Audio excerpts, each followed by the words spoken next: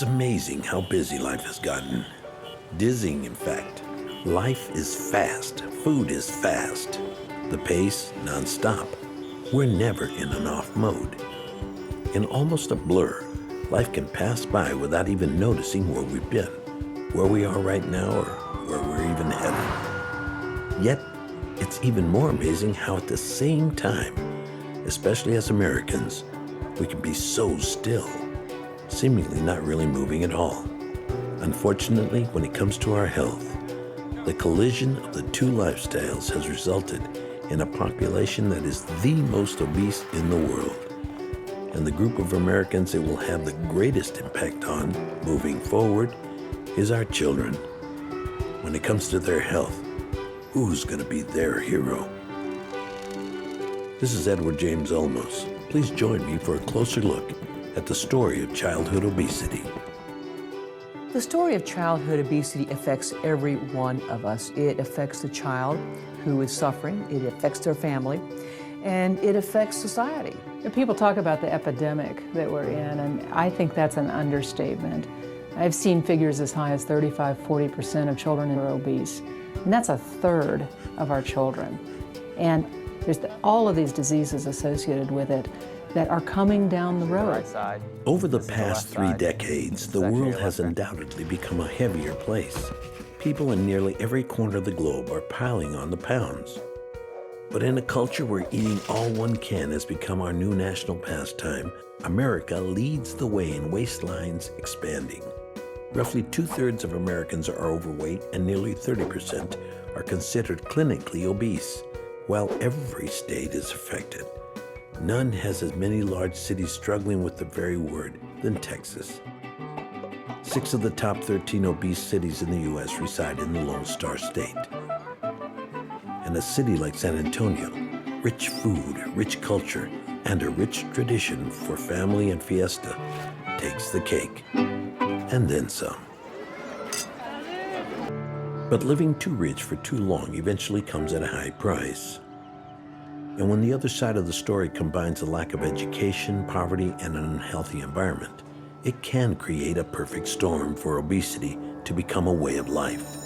And the alarm bell is ringing loudest on the children caught in the torrent.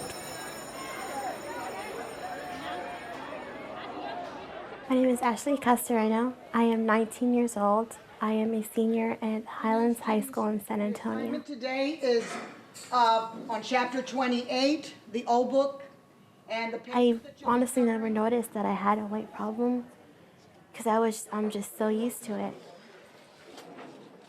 Me as a heavy person, I feel that I am alone even though I see other people like me.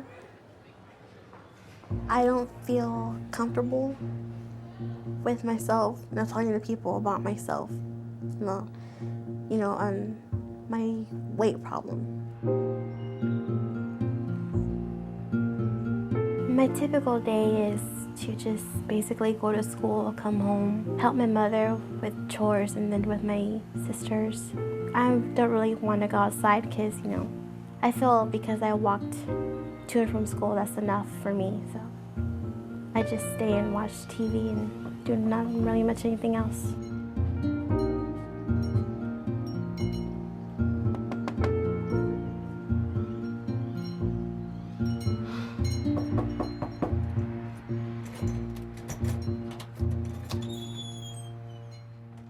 As I was growing up, I should have said, I know this isn't good for me, I should stop, and eat healthier foods, but I just kept eating whatever was at the house, really.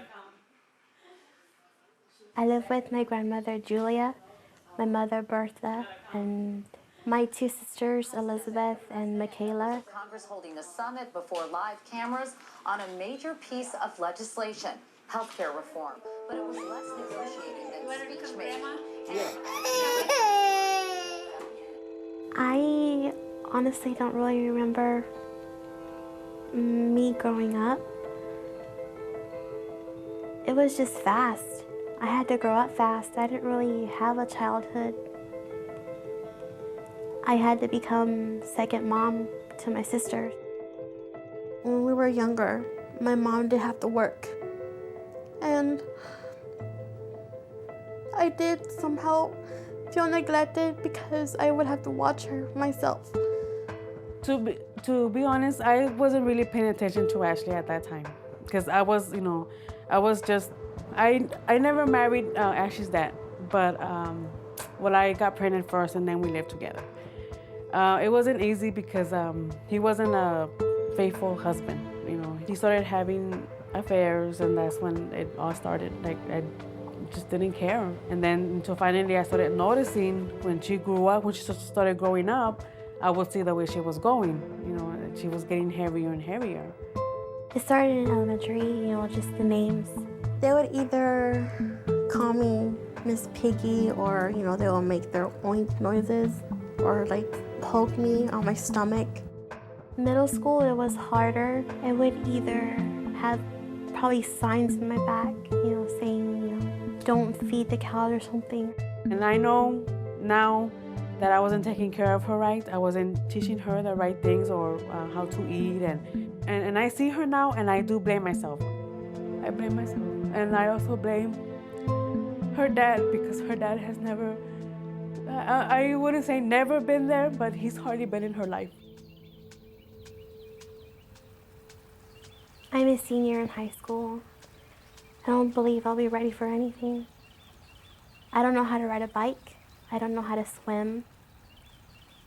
I just want everything to change about myself. I don't want to feel like the same person. I want to be completely different. I want to know what a friend.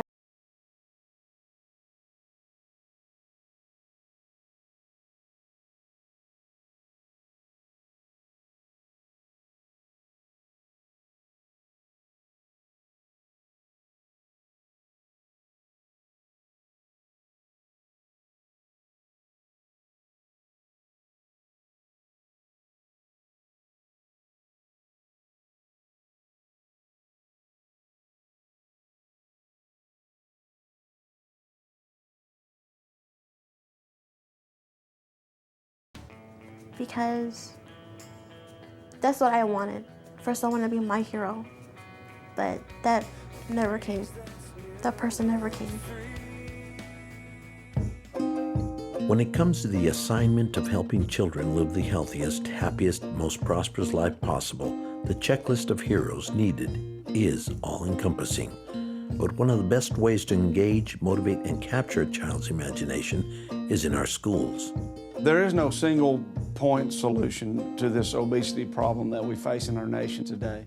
It really starts at home with parents who are educating their children, but schools have a very, very important role to play.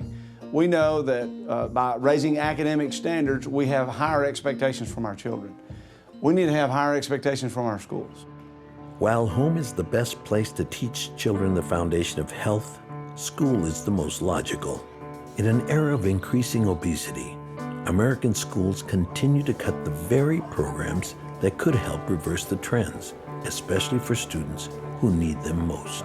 But today, even as evidence suggests that physical activity has a positive impact on academic success, less than 4% of elementary schools, less than 8% of middle schools, and less than 2% of high schools provide daily physical education. 22% of schools nationwide don't require students to take any form of physical education at all. That's part of the challenge in public education today. We haven't lengthened the school day. We haven't lengthened the school year. So how many more things can we get in there? You have a certain decision to make, with what's the best thing, what's the best use of the time in school. We want this to be a permanent part of our school life, and then of course home life. There's a real challenge in schools to fit it into the schedule. They're obviously worried, superintendents, principals, teachers, about the academic performance, but I would argue there's a tremendous correlation between PE and physical activity and great academic outcomes. We all want our kids to graduate, but to think they're going to graduate without the knowledge to take care of their bodies is just, it's just not right. So what if the research is actually true? What if PE and health were just as important as math, science, English, and social studies? What if someday soon we have a lot of really smart 40-year-olds dying in their desk of heart disease, cancer, or diabetes because they were never taught the principles that allowed them to embrace a healthy lifestyle. We have all the research we need. There's no doubt in my mind. What we don't have is behavior. And we haven't rooted the research into kids' behavior. We haven't changed how schools are organized to promote activity. You know, we always hear about students that are in band or athletics and that they perform better. We tend to think that it's because they're involved. But I thought, you know, maybe there's a different theory that these kids are getting more exercise and they're tend to be lower in weight and their brain activity may just be a lot more alert. And for those that are not in those extracurricular activities, their only hope would be PE. I had failed regular PE when I was a freshman and when I was a junior, and I was told that I could not graduate unless I had passed the PE 3, so that's how I started this class. In this class, PE 3, we're gonna work on fitness, nutrition, and try to raise your level of spirit. Kids aren't stupid, okay? They know, all right, I'm in high school and I'm gonna take a PE class. What's that gonna do? Is it gonna bring me back from a body mass index of 40 to 25? Probably not. Right side and then switch to the left. High school PE, at least what I was used to, wasn't doing a lot for me. And my theory was we either need to do it right or not at all. Remember it starts out slowly, so go slow, start now. That I thought that it was more responsible for the school to be teaching them something about it rather than spending school time trying to get somebody back in shape.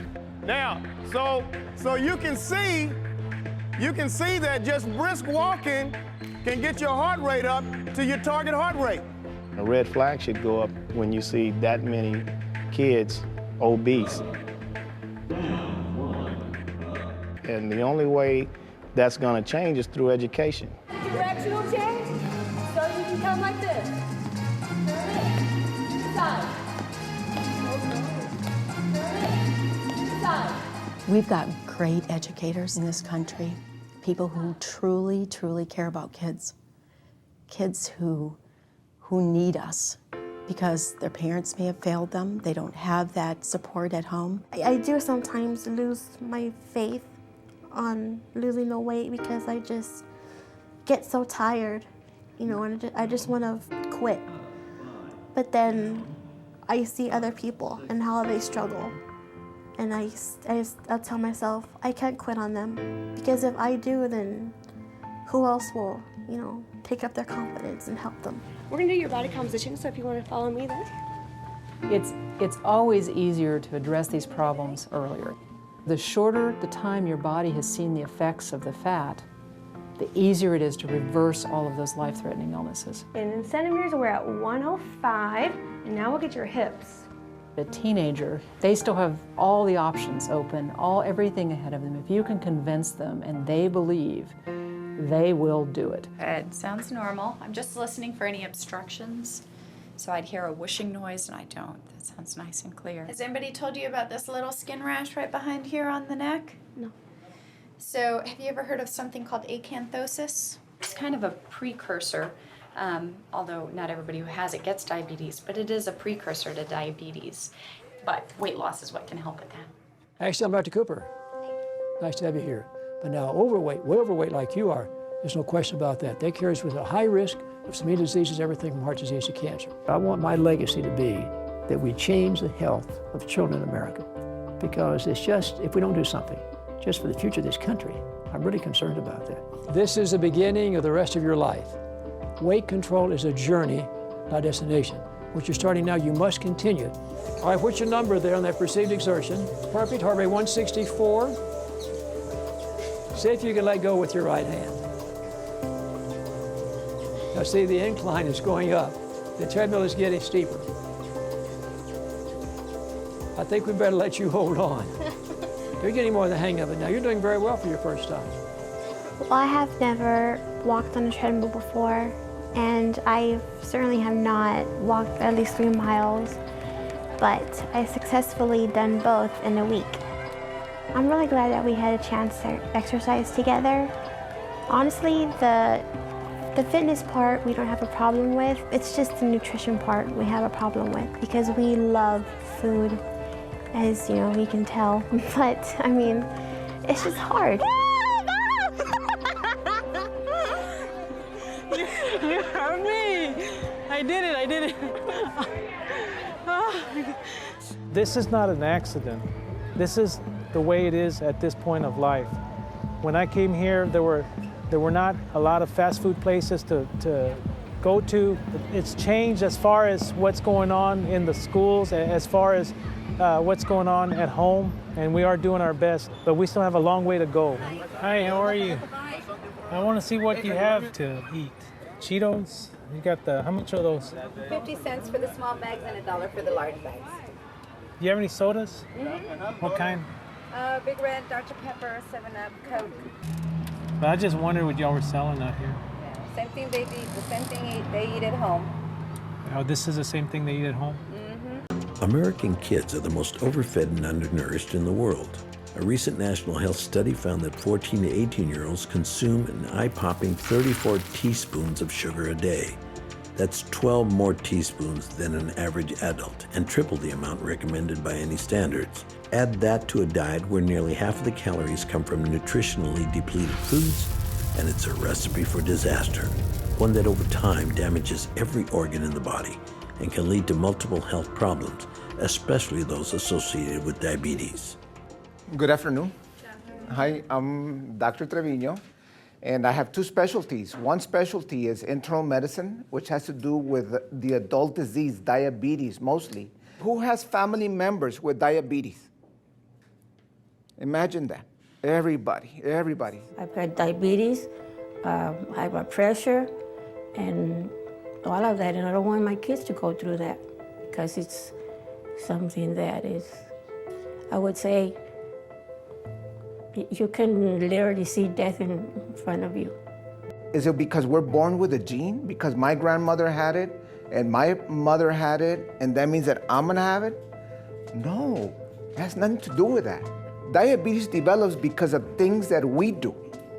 So even though your family and your family and your family, you raise your hand and there's diabetes, but you know what? You don't have to live with diabetes. Just make an effort. It's gonna be difficult to change adult behaviors, but children do change. And my message to Ashley is, Ashley, don't blame your grandmother or your mother or your parents. The future is up to you. Actually, never had a bike when she was little, so she didn't know how to ride a bike. I wasn't making enough money back then, not even now. Morning, I'm Morning. Trish. Tyler. This is Ashley. Nice to meet you, Ashley. And we're looking for a bike for a beginner. She's never ridden a bike before. Okay, come with me. So if you grow up as a kid and you're not running and you're not exercising and you're not riding a bike and you're not swimming, how and why would you possibly want to do that in adolescence, early adulthood, or your mid to late adult years? You never get the chance to experience that, so you never perpetuate it. And if you start obese, chances are in this day and age, you're going to stay obese. So how's that feel? It's good. Not too bad? I'm probably gonna get hurt today, but I'm ready for this. I'm very excited. Look far forward. Just feel it. Feel it. There it is.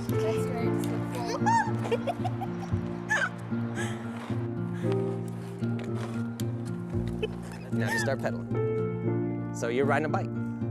What do you think? It's okay. All right, try the brakes. Good job. Good job.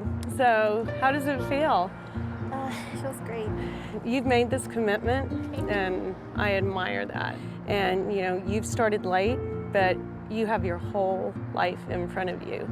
How do you ride a bike to school? This generation of kids was close to not even knowing what that was. And it's like the piano tuner. They're dying out, and then they're gone, and what was a piano tuner? And so, there's some urgency here. You're gonna inspire a whole population who thought it was too late, who thought, no way, who thought I can't, and you're here going, yes, you can. Watch me, and watch Ashley, yes, you can.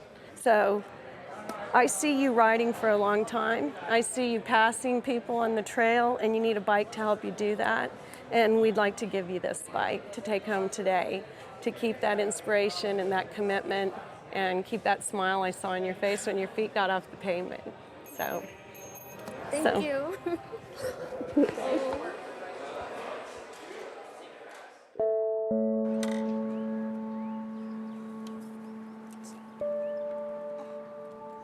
I've been practicing. I feel I'm pretty close, but not too close, but I'm getting there.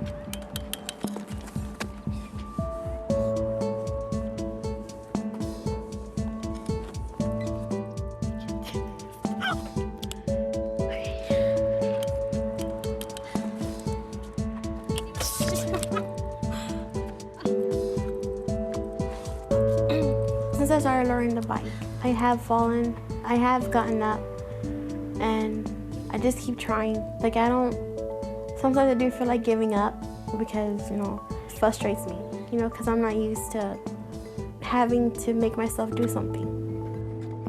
But the day I received my bike, I thought, you know what, there's just one person that I want to help me learn how to ride this bike.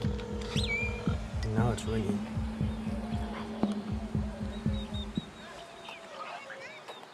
Hey, hello? Hey, Richard, is there any way you can come over here to Ashley's school?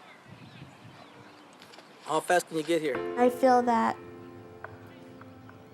I don't have a father, because of our separation, that we're not really close. Hey, Mija, I got a hold of your dad. Your dad's gonna come over here, okay? He's on his way. He's gonna go pick up Celeste and Gracie, and he's gonna come over here. My brother, Richard, he has 5 children, 5 girls, 3 different women, and he's always working. There's nothing smooth about my brother. I mean, he's very, very rough. And unfortunately, that's the way he treats his daughters, too. It's heartbreaking, and I feel bad because she's my niece. But me as a father, I could never do this. Children learn through their eyes, not through their ears. Children will follow what they see, not what they're hearing. So I think all of us are at fault. All of us are accountable to the problems that our children are having. And obviously the number one, we can point out and blame so many ways, but it's the parents, the most important. He hanged up on you? No, I can't trust him for nothing anymore. Like, he don't seem like a father. He just seems some guy. When I was little, I used to cry almost every day, but now, what's the point of crying? And I don't really even care anymore. Ow. So what? I'll be kicking.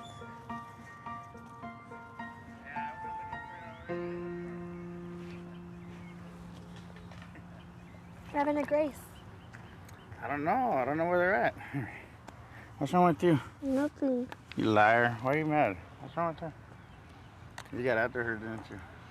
When they had Ashley, him and Bertha, they really didn't quite understand what a child actually needs to help them grow. Because I know a lot of times they would feed her some Big Red, they'd put it in her baby bottle and give that to her instead of giving her, some milk or giving her some water to drink. Ever since my daughter was born, we're gone. I was always gone. Kiki, where's Stop? I started truck driving when I was 21, and I had Ashley when I was 23. And I didn't know how to be a parent. And then when my other children came along, I was like, wow, what did I learn? I learned nothing. You're losing a lot of weight, baby. You are. So how much have you lost now? 16. 16 pounds. You're looking good. I'm proud of you, baby. Dad, you're just weight.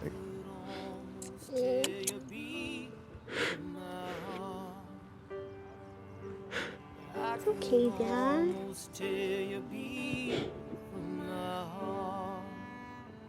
I am upset at myself. I was killing my daughter. And I wasn't doing anything about it.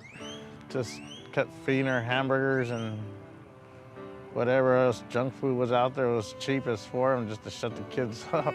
That's why I can't forgive myself yet. But my daughter, she's forgiven me. And I think that's the hardest thing for me right now, is her forgiveness, because I can't even forgive myself.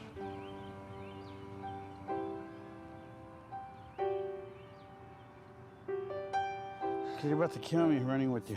Come on, get your foot up. Get your foot up. See, you're putting too much weight on your handlebars. No, you're not trying. Turn the wheel. Turn the wheel. Come on, don't give up. Turn. Someone's gonna turn to you. Dad, okay. I could almost tell If you fall, I'm falling with you. Come on. The problem with obesity and diabetes has very little to do with race and ethnicity, and it's a lot to do with the culture of poverty. Getting to the root of America's obesity epidemic is a difficult path to chart, but a lack of education, limited social messaging, and especially low household income can play key roles. When there's an imbalance in any of the three, it can affect every aspect of a family's life, from good nutrition, home life, to a child's performance at school or a parent's effort at work. For many families, making ends meet rather than making healthy choices becomes the only priority. Okay, what are you all looking for? We're looking for a prom dress. A prom dress? Yes. Okay. Based on your measurements, you fall between maybe a 16 to an 18, maybe a 20. We have 14s, we have a 16, we have another 16. I had lost my job that week, and I was just tell me what worried designer, and wondering how am I going to pay for everything that she needed for that day for her prom. How was I going to pay my bills? And I only had $100 bill, and that's all I had for whatever long I was going to find another job. How did it fit? It did not. It didn't fit? Nope. Let me see. Well, this is the only one we have in an 18. You'd probably have to go up another size bigger. We could special order it though. Just a little nervous.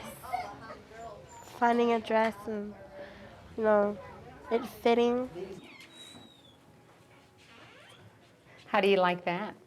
No, I don't really like this one. Let me see, turn around. Look in the mirror. Look at all the fabric at the bottom. Turn around to the front. Look how wide this makes you. It kind of makes you just look straight up and down. I feel more comfortable in this one. See, turn around, Ashley. And a bracelet. I'm What do you think, Mom? She looks beautiful. I see Do you? Do you see the difference? And don't you think it just makes her look thinner? That other dress, there was just way too much fabric. So you want to get this dress? Do you like it? Because I have the money right now, so just get it right now because I don't know if I'm gonna have the money later. So, yes. We're going to give you a 20% off. It's going to be $96 plus the tax. $100 bill. Ooh. My last 100.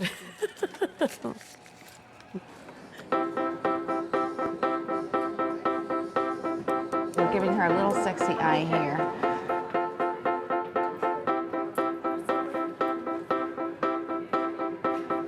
And then everything will blend in. Okay. Absolutely gorgeous. I love it.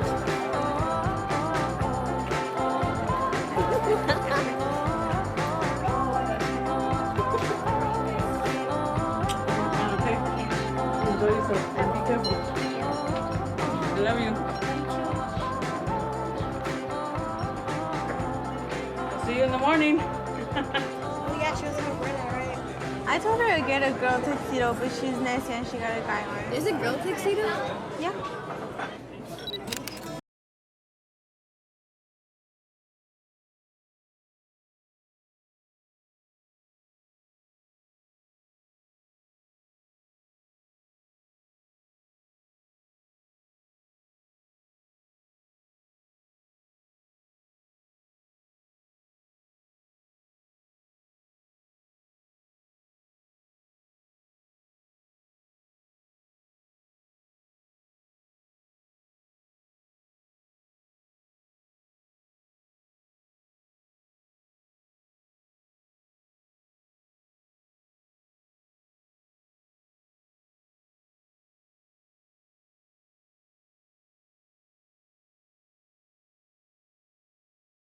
I walked in those doors at prom. I could instantly tell that that night was going to be hell for me. Come over here, Ashley. We're going to go dance. Come on. Come on. Come on. Come on. shy, please? Come on. Hurry. I didn't want to be a part of anything. I felt uncomfortable. I felt alone. Come on. Ashley, come on, just dance. Just move your feet. Nobody's gonna laugh at you, nobody's gonna look at you. Everybody's having fun. That's what fun's all about. I didn't want to embarrass myself even more, looking like an idiot on the dance floor. I just saw other girls that looked beautiful, 'cause, like, they were skinny. But me, I didn't really have the good time that I wanted. All right, ready? A big smile. 1, 2, 3. I saw just a disgusting fat girl, you know? That's all I saw. And that's all I really see.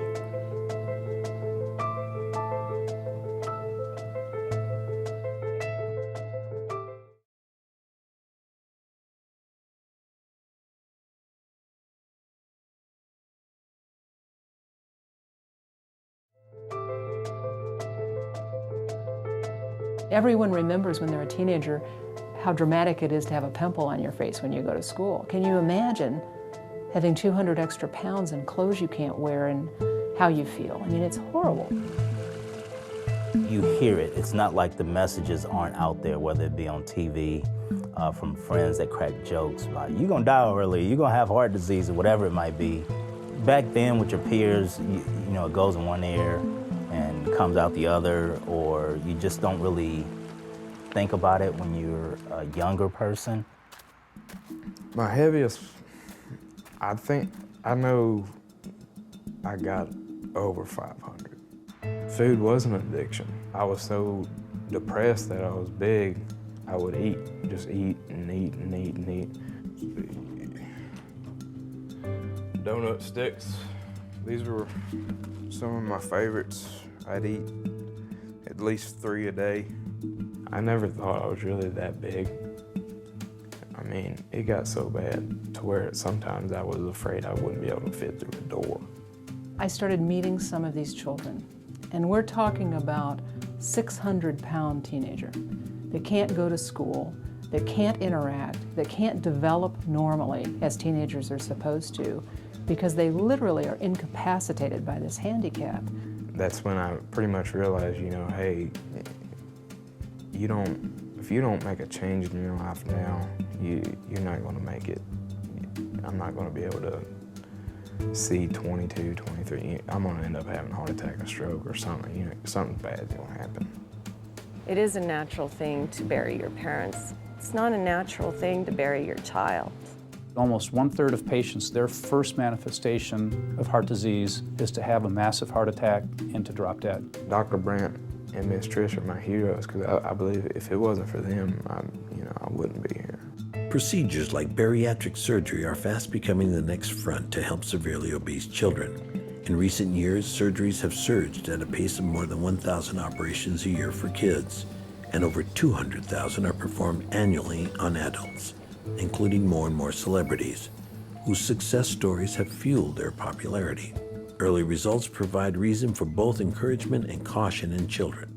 They tend to dramatically shed excess weight during the first year, but as with adults, the weight loss tends to slow over time. Even though I had the surgery, I have bad ankles. You know, I have to wear ankle braces when I go run. You know, I got joint pain, my back hurts. There is no parent who wants to hurt their child. We have declared, we've made the Surgeon General announcement, this is a life-threatening illness. We've got to make some changes or we're going to have kids dying at 10 years old. And sometimes it just doesn't make a difference until it's your child. Your child who's not walking across the graduation stage. Then it makes a difference.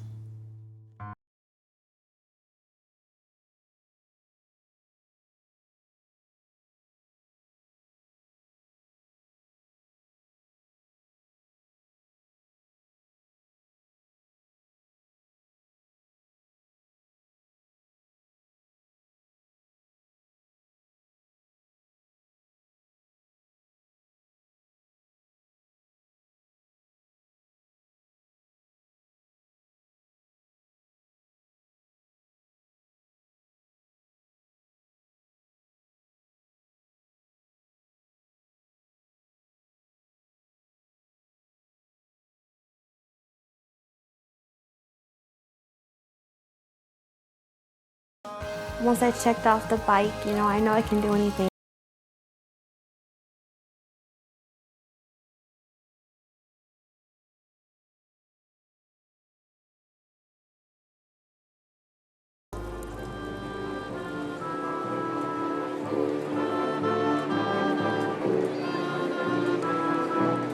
I wasn't really sure if I was gonna graduate or not because I've missed, I guess, so many days.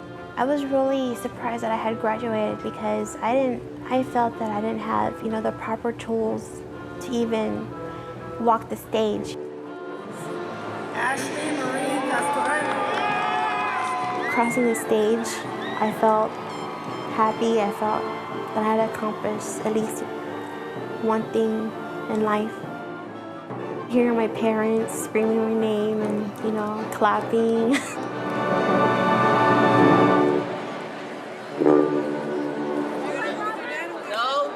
I'm very, very, very happy for her. So now she can start her future. Our high school graduate, you just graduated. And what was the name of the high school you graduated from? Highlands High School. Highlands High School, and that's in San Antonio? Yes. I want nothing more than to be an MP in the Air Force. That's something I've always wanted to do because my uncles are in the military and I would like to keep the tradition. Your background looks great. The only thing that would prevent you from joining the Air Force right now is your weight. We have a height and weight standard per individual who's looking to join. And if you indicated that you're 220 pounds, we would probably have to have you drop about 80 pounds in order to join the Air Force. It has to be an individual responsibility like Ashley, who wants to make a difference and who understands that it's up to me. If it is to be, it is up to me. I know I can do it, but I know it's going to take time. I know I just have to be patient. I have to do more for myself, especially for me getting a job, my first one. Hey Amy, I want to introduce you to Ashley, and she's going to be working here at WEA this summer. Hi Ashley, I'm Amy. Nice to meet you. For me, with the new job and being with the kids, leadership to me is important. It's raining, it's pouring. I do love to help people, any little way I can. I mean, just whatever little help they need, I'll be there to help them. Where'd you get it? You want this in your lunchbox?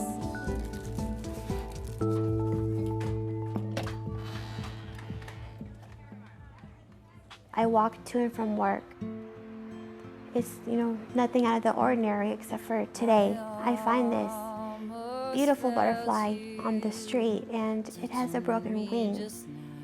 And I'm just amazed, I'm not sure if, the butterfly found me or if I found it. I suppose we found each other. It tickles. Especially since the broken wing, that really speaks to me because I feel as if, I'm broken in some parts myself. My weight and, just my confidence altogether. The caterpillar and the butterfly in particular, it's just like me. Caterpillars are slow and big and they can't go very far, but when they turn to butterflies, they're fast and beautiful and they're free. I'd bid this place goodbye to come and be with you. If we could only fly.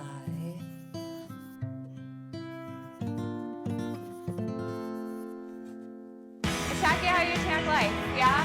You don't just timidly go for something that you want, right? You go for it. So do the same thing here, just like you'd approach anything else in life, yeah? With exercising and dieting, I just feel better. I feel more confident. I'm gonna go ahead and be your trainer. My name is Q. I feel physically awesome. It's not only helped me physically, but also mentally. Good. How you doing? Breathe. Take a breath. 4.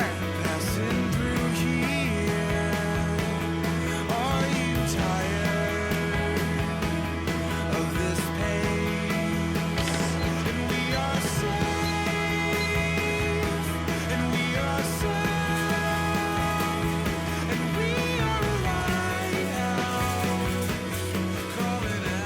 I feel that if you diet and exercise, you learn how to better take care of yourself, how to eat healthier.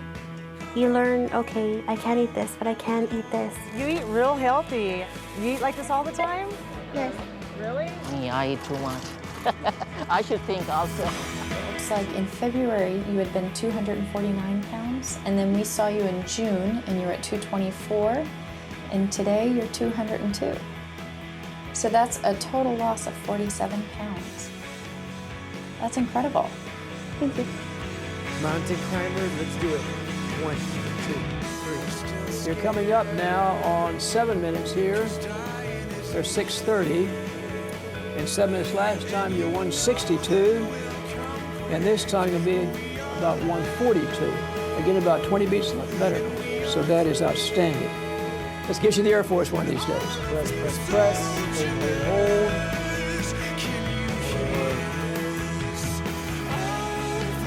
Do a smile when you see this. About 197. Bam! Less than 200. I'm never gonna see that number again. I'm never gonna see 202. I'm never gonna see 261, 224. I'm never gonna see those numbers again.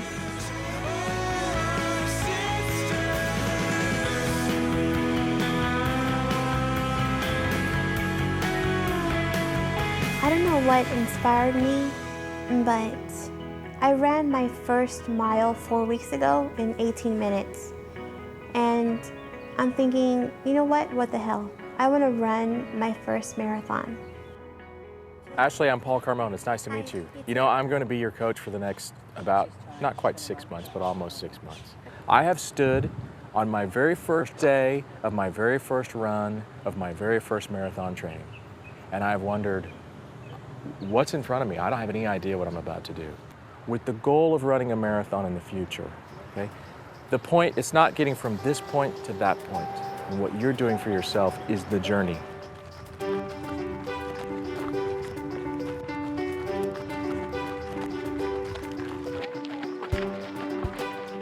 Is this the pace you want to be at?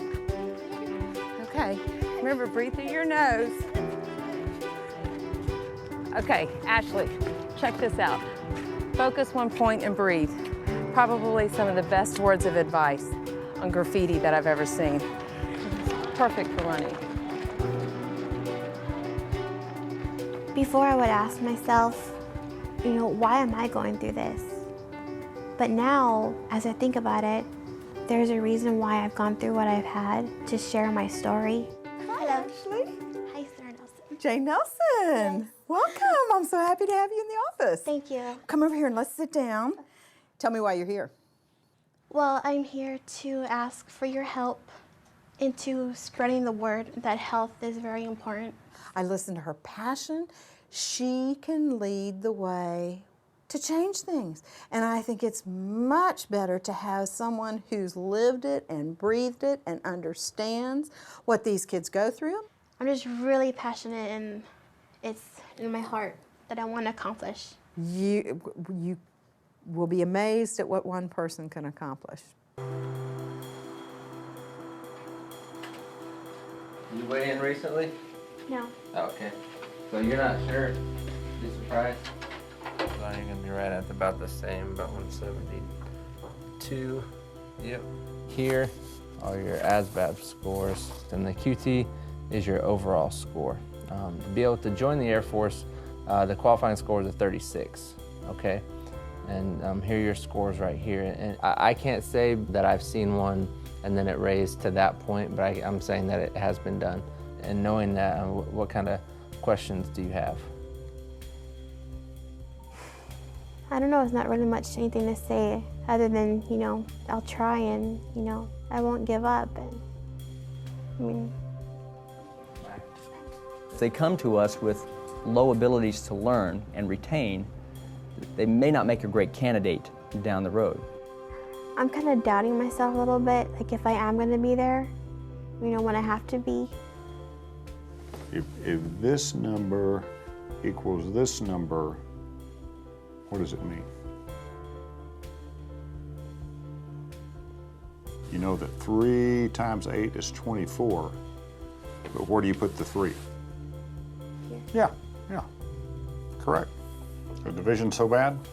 Ashley got through the system by being extremely well behaved. And I'm quite sure, and she told me this, that she just didn't say anything and she sat there. I failed 3rd grade because I didn't have glasses and I couldn't see the board. So I wouldn't ask for help when I needed it, especially in math class. This was like throughout my whole, my school years, elementary, middle school, and high school. The classes in our high schools are big.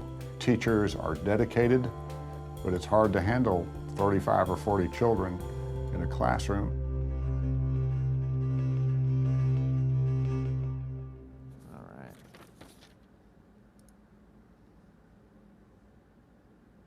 All right, now you remember the first time when you took the test? You remember your scores from then? Yeah. All right, so this is your second time. These are the scores that the Air Force looks at, and then this is your overall score. So you got 2 points higher than your last time that you took it. So did you have any questions on that? No. No? Where does this put you in your thought process as far as joining the Air Force? I think I might just look somewhere else. Okay. That's a decision you have to make within yourself, so just take some time. Knowing these scores that you know now, just take some time and think about your future plans, and then if you can see yourself accomplishing those through a different source, then that would be good. I would direct you in that path. Okay? Okay. All right, well, thanks for coming in and for your time.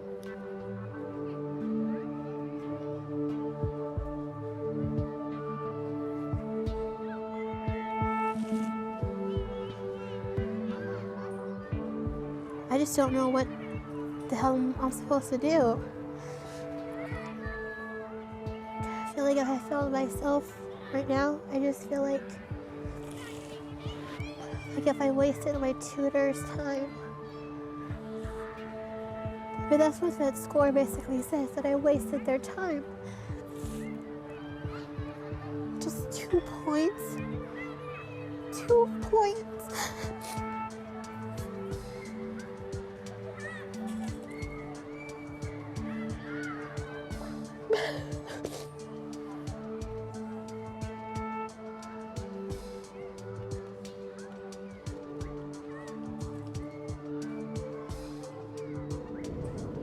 I've gotten down to 155 pounds.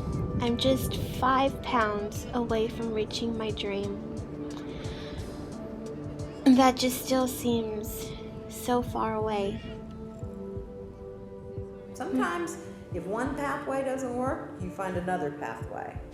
You may have had in your mind the pathway you wanted to take, and it didn't work out, but either continuing to try until you reach your goals through that pathway, or shifting, taking a different path that might get you to the same goal, may have been the better route all along. You know what? I didn't ever plan to be here and be a senator. I wanted to change things like you want to change things, and it ended up that this was the pathway that I ended up taking, but it wasn't the one I had planned. Maybe that's how you're going to make your difference. Be sitting where I'm sitting, and you can make laws that make a difference. It fits, huh? Yeah? Yeah? The only time you should be disappointed is when you stop trying. Right. It's not one person, one family's issue. It is not one school's, one district's, one city, or one state's issue. The health of our children in every area in their life is a national issue. I can't believe I'm here in Washington, D.C., traveling 1,200 miles to get here. I'm excited for what I'm going to do here, and I know I'm going to make a difference, but aside from that, I'm just really, really excited to see my dad. I haven't seen him for 9 months, and I'm just so excited to see him.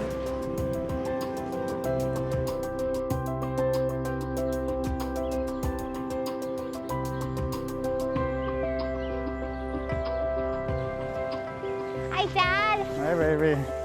How you doing, Mommy? How you been doing, baby? Good. That's a lot of weight since last time I saw you. How you feel? Better. You feel great? I do. When it's all said and done, You're gonna be able to look yourself in the mirror and say, I did that. I went to Washington and I stood before a Senate and I spoke against child obesity. And what you're doing, you're taking a stand for obese children everywhere and telling them not to be afraid, not to have your head down anymore. Pick your head up, look around you. And nobody can do that but you. Hey, Dad, don't hit me. Don't hit me. Good morning, everyone. Good morning. I think now I have pretty much shouted to the rooftops that my charity of choice is the American Heart Association. We're going to focus today on childhood obesity, which will stop it in its tracks. We're going to focus on fit kids and safe routes to school, because we're going to put the attention back where it belongs, on health in America. The focus of America has to be turned to health.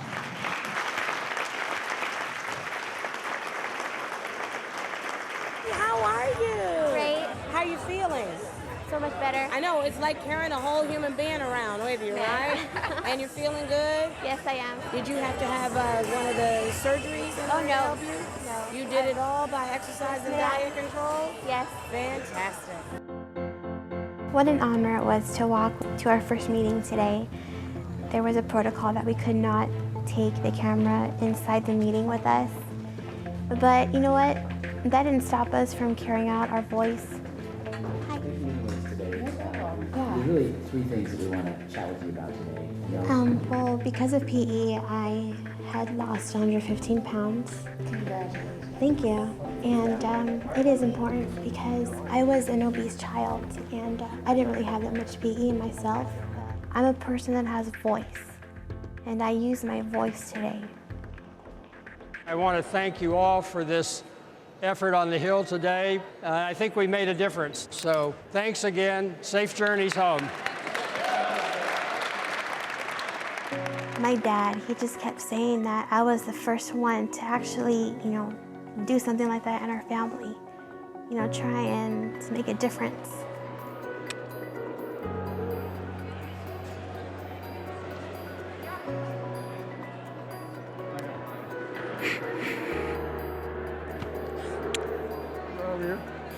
I actually believe that that was the first time that my dad actually showed that he was really proud of me from the decision that I made.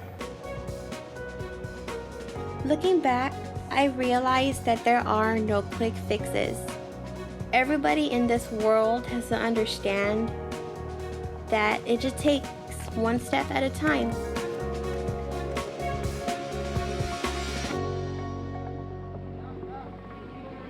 Here in Texas, HEB has been showing us all that everything is better. Pretty excited, a little nervous, but as long as I have my mom here, my sister, I'll just keep thinking thinking how far I've come, and it'll get me by. I love you, Mama. I'm really, really, really proud of you. You know that, right? I know that you could accomplish anything. You just put your mind to it. Okay? Okay.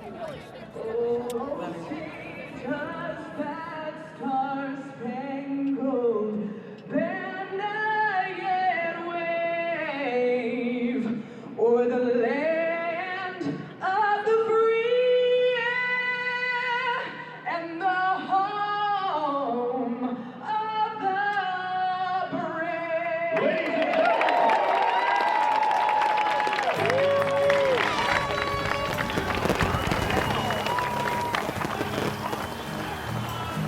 It really is about healing, and people don't get that sometimes. It's not about weight loss. It's about giving you the best life you can possibly have, the healthiest, happiest life you can possibly have.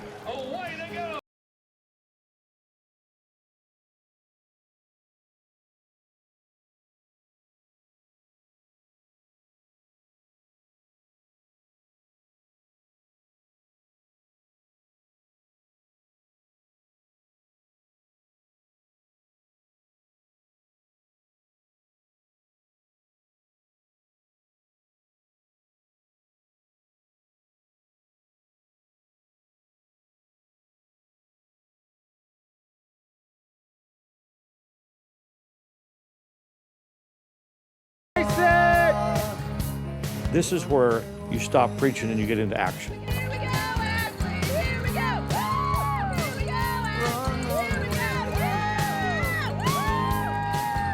You're a superhero to somebody. You may not think you are, but you are.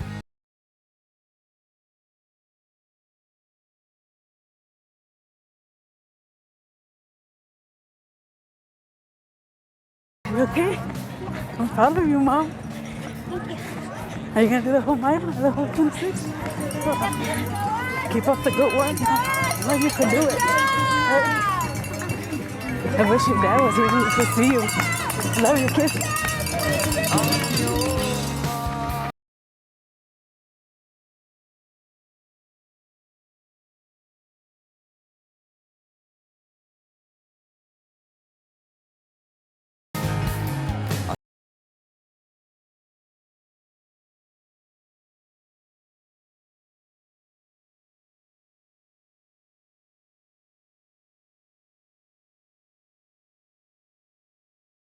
What we need is lots of heroes.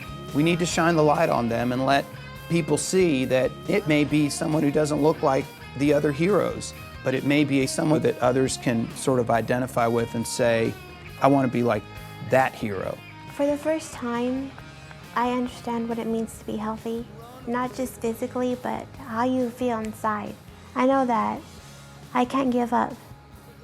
I can't help people unless I help myself first. And that's what I've done, and that's what I'll continue doing.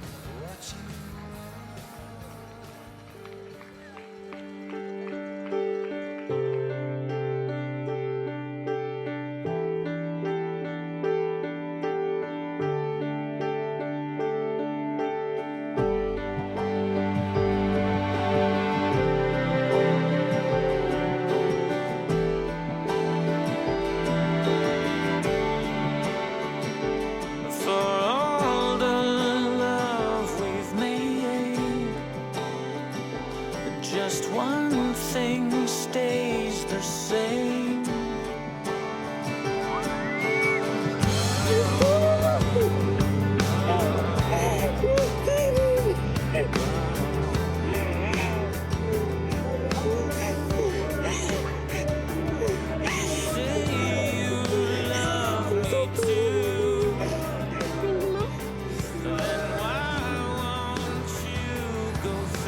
Proud of you.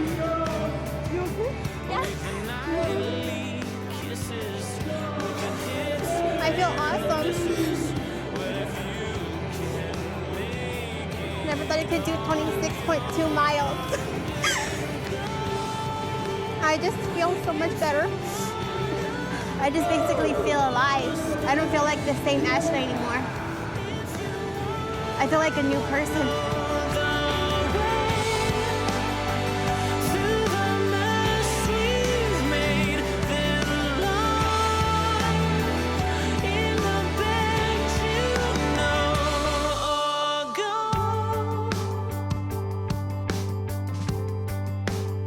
I know that I can't give up. I feel more confident. I feel stronger in my mind than I do physically. I mean, I really feel that what I've done, and what I've accomplished, really means everything. There's a reason why I've gone through what I've had, to share my story and to help others with the same problems. Because if you want to change. You can be the hero. When it comes to our children's health, who are you going to be a hero to today?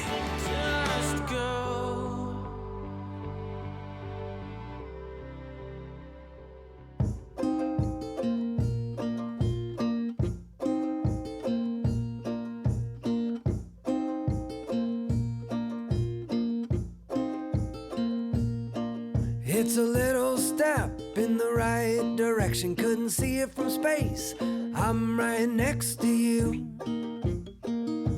Whatever you decide to do, I've got your back. We're on the same track.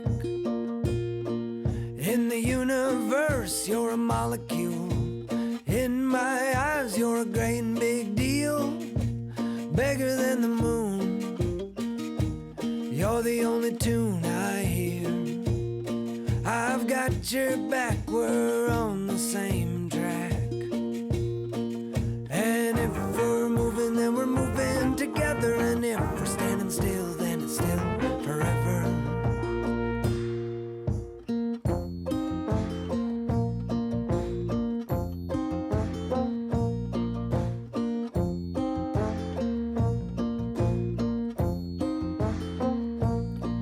I'm not a psychic, I'm not a mind reader. I don't know when a ship's gonna be here. If it never comes in, I would do it all again. I've got your back, we're on the same track. And if a big wave washed it all away, the apocalypse and the judgment day, I would testify, looking God in the eye, saying I got her back, we're on the same track. And if we're moving, then we're moving together. And if we're standing still, then it's still forever.